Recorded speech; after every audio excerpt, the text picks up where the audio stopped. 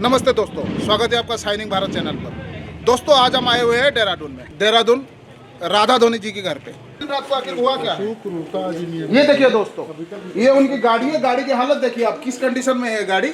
ये हुई है उनके ऊपर जानलेवा हमला हुई है। गाड़ी की कंडीशन आप देख रहे हैं, सारे शीशे बिल्कुल ही टूटे हुए हैं। इसके कोई भी शीशा इसके बरकरार नहीं है। ये हुई है उनके ऊपर जानलेवा हमला। यहाँ दिखाइए, यहाँ दिखाइए, ये देखिए ये गाड़ी का कंडीशन क्या है। तो दोस्तों अभी तक का वाकया आपने सुन लिया। 26 तारीख से राधा बहन जेल में है।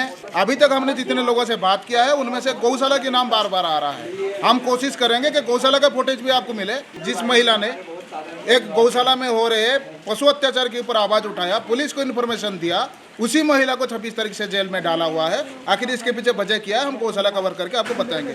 दिल्ली से भी साथी आए हुए हैं राधा बहन के समर्थन से, उनसे भी हम आपकी बात कराएंगे, उनके भी राय आपको दिखाएंगे।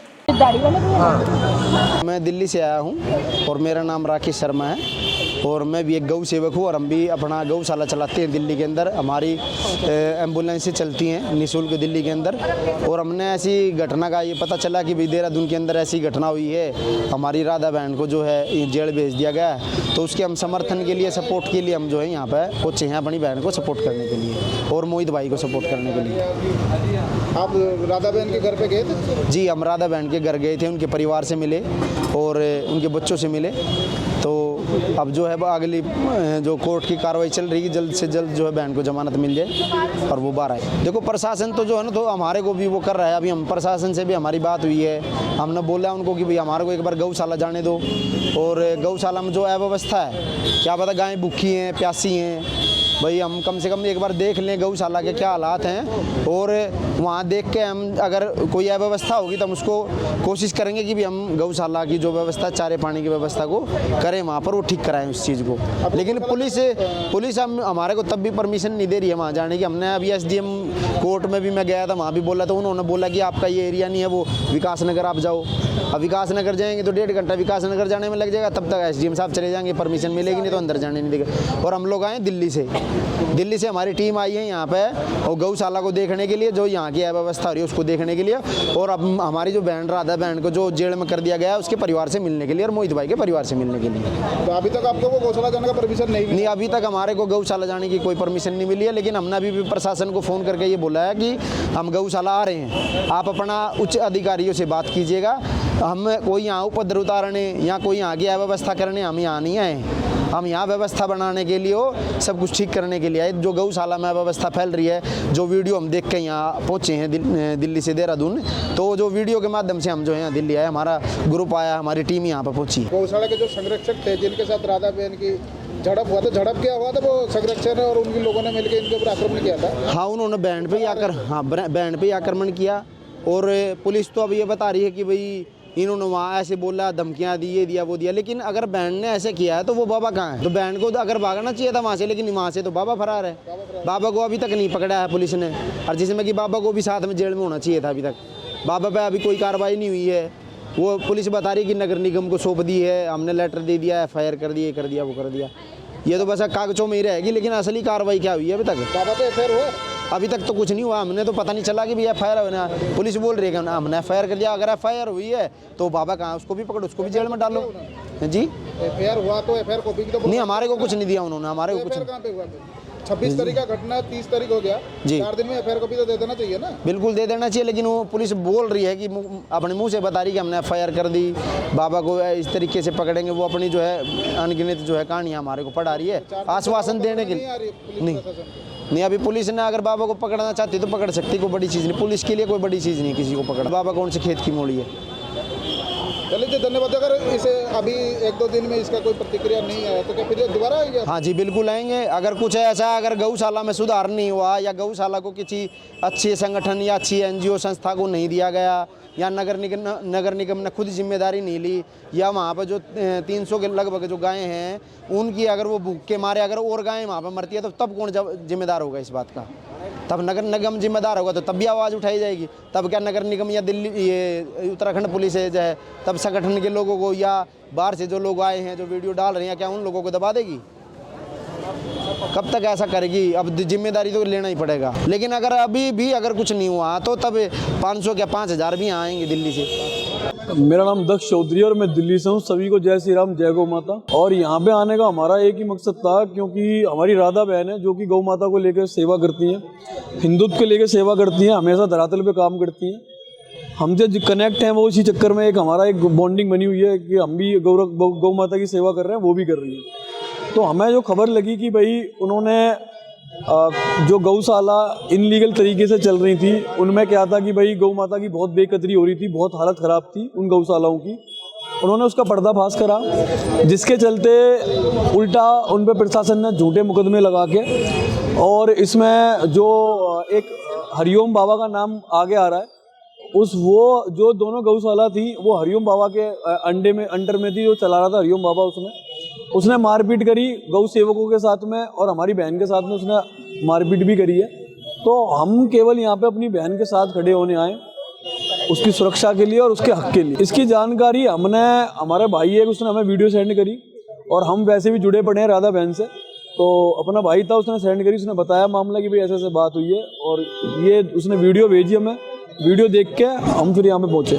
जय श्री राम जी, जय गौ माता की। मैं गाजियाबाद से अन्नू चौधरी, हिंदू रक्षा दल से। तो आपको जानकारी कब मिले घटना का? मेरे पास दक्ष भाई का फ़ोन आया, फिर सोशल मीडिया पे वीडियो बहुत वायरल हो रही थी। सोशल मीडिया के माध्यम से पता लगा कि माता की ये जो बहन है राधा धोनी, इसके साथ इन्होंने गौ माता की आवाज़ उठाई।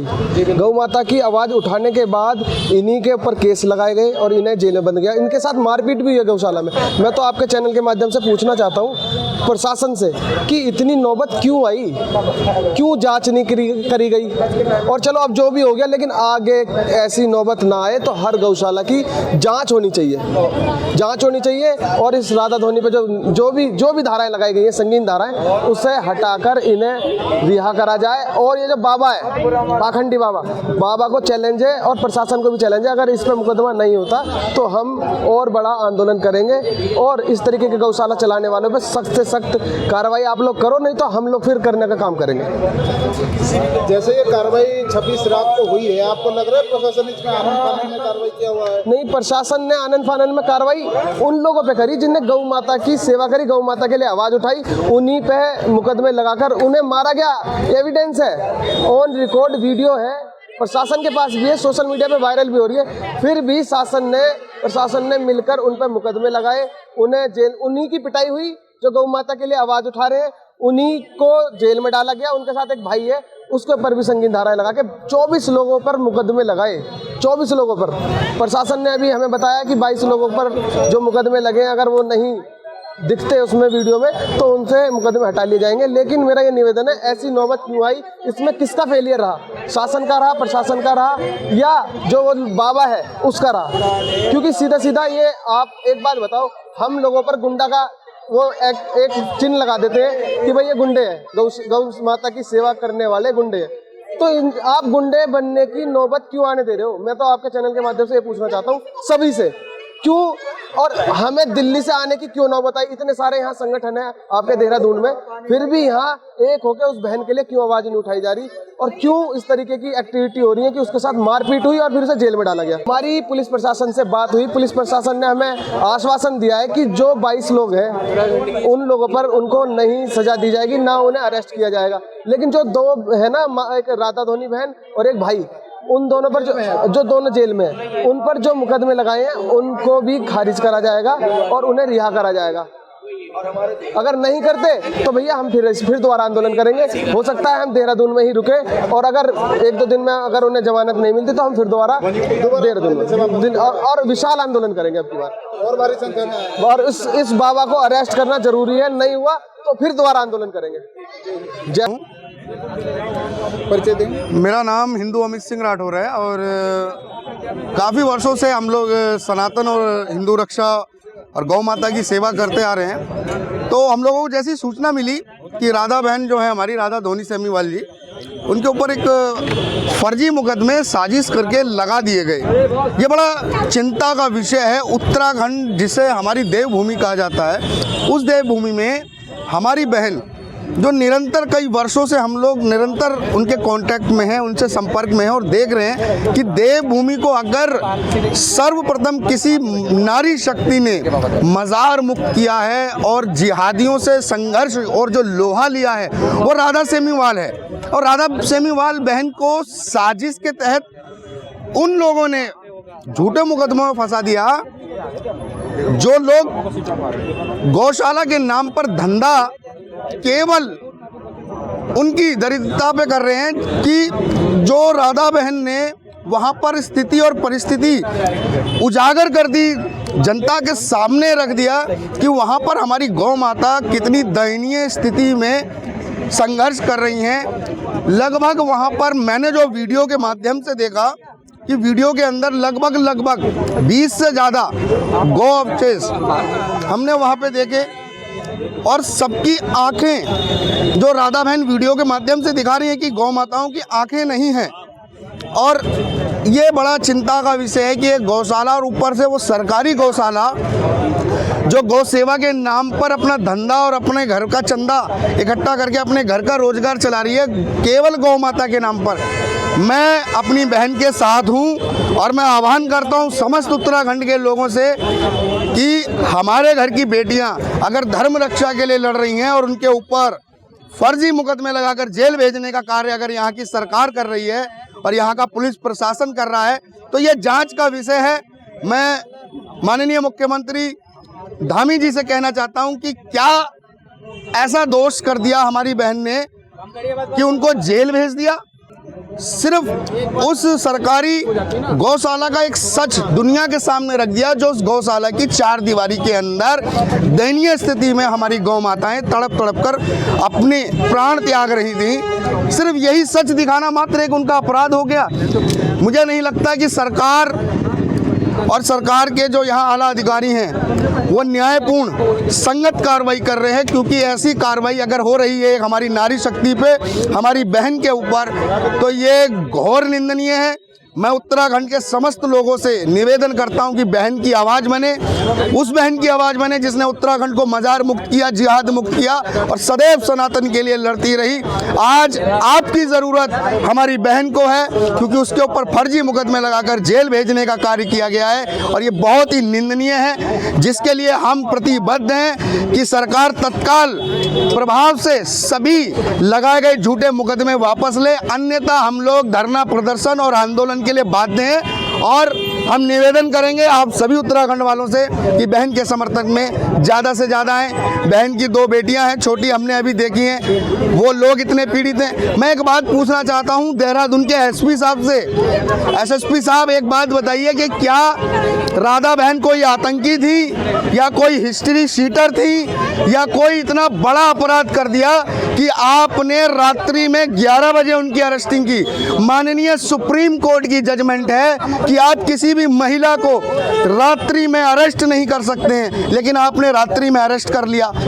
क्यों आपने सुबह तक की प्रतीक्षा नहीं की? क्यों परिवार को धक्के खिलवाए आपने? क्यों परिवार को राधा बहन से मिलने तक नहीं दिया और सुबह होते ही उनको जेल भेज दिया? ये प्रक्रिया न्याय की प्रक्रिया नहीं है। अगर आप सनातनियों की आवाज़ को रोकने का कार्य कर रहे हो तो एक राधा बहन की आवाज़ रोकने का प्रयास आपको दिखा देगा पूरे उत्तराखंड के अंदर हजारों युवा गौ माता और अपने राष्ट्र के लिए, अपने धर्म के लिए आवाज बनकर उतरेंगे। जय श्री राम, भारत माता की जय, जय गौ माता की। मेरा नाम आजाद विनोद है और यहाँ पर वैसे बहुत सारे भाई हैं और उन लोगों ने यहाँ पर सारे जितने भी राधा बहन को छुड़ाने के इंतजाम है वो किए हैं, लेकिन बड़ी निंदनीय वाली बात है कि उत्तराखंड सरकार में एक महिला के साथ इस प्रकार से किया जा रहा है कि भाई जो गौशाला की स्थिति परिस्थिति और वहाँ की जो दुर्दशा है उसको कोई उजागर करे और उसके ऊपर उल्टा केस हो और वो जेल जाए, तो ये दुर्भाग्य वाली बात है। फिर कहाँ से आपने स्लोगन लगाया हुआ है अशोक चक्र के ऊपर, सत्यमेव जयते, सत्य जीता कहाँ? सत्य को तो आप मार रहे हो, सत्य दिखाने वाले को जेल डाल रहे हो, तो ऐसे तो सत्य नहीं जीत सकता। सत्य जिताने वाले को तो पारितोषित किया जाता है, ना कि दंड दिया जाता है, और यहाँ पर दंड दिया जा रहा है तो सत्यमेव जयते कहीं ना कहीं शंका का विषय बना हुआ है। बेल के बारे में आपका कोई अभी जानकारी है आपको? हाँ, बेल की जानकारी है, कल की डेट दी गई है और कल सुनवाई करेंगे माननीय मजिस्ट्रेट साहब और देखिए उनको बेल मिल जाए, क्योंकि जितने भी जो भी मुकदमा लगाया गया वो प्योर फर्जी है और एक तरीके से षड्यंत्र के तहत है कि भाई आप किसी की सच्चाई मत दिखाइए, किसी की गलत काम मत दिखाइए और पावरफुल आदमी आपको जेल में डलवा देगा। और वो काम उन्होंने गौशाला वालों ने किया है, उनके साथ मारपीट की, बहुत अभद्र व्यवहार किया और उसके बाद उनको जेल में डलवा दिया। मतलब ये कृतज्ञ है, ये कृत्य जो है ना बहुत दयनीय है और सही नहीं है। मतलब इस प्रकार से सच की जीत नहीं हो सकती, इस प्रकार से अच्छे कामों को आगे नहीं बढ़ाया जा सकता और बुरे कामों को बंद नहीं करवाया जा सकता। तो पुलिस का काम है कि तेज़ी से अपनी कार्रवाई को करते हुए उनको गिरफ्तार करें और हम सब लोग यहाँ पर मात्र अपनी बहन के सपोर्ट में आए हैं। यहाँ का जो देहरादून का लोकल निवासी है वो पूरी तरीके से राधा बहन के साथ खड़ा है, क्योंकि उन्होंने कोई कार्य गलत नहीं किया है और सही के साथ लोग खड़े होते हैं। तो हम ये चाहते हैं कि प्रशासन और सत्ता और न्याय और पुलिस प्रशासन भी न्याय करे और सच को दिखाकर उनके ऊपर से ये केस हटाकर जल्दी से जल्दी उनको जमानत मिले और इस केस को ख़त्म किया जाए। आप उनके घर गए थे, राधा बहन के घर गए थे? बिल्कुल गया था घर पे और देखा जाकर, उनकी हमारी दोनों भांजियों से भी मिला और ये सब चीज़ें खुद देखी और आज इसीलिए कोर्ट में आए हुए थे हम लोग। उनके एक भाई भी है जो शायद? जी हाँ, विकलांग है, थोड़ा मानसिक तौर पर विक्षिप्त हैं, तो परिवार को उनकी बहुत आवश्यकता है। तो कानून को जो है ना बिल्कुल सही रूप में संज्ञान लेकर ये काम करना चाहिए।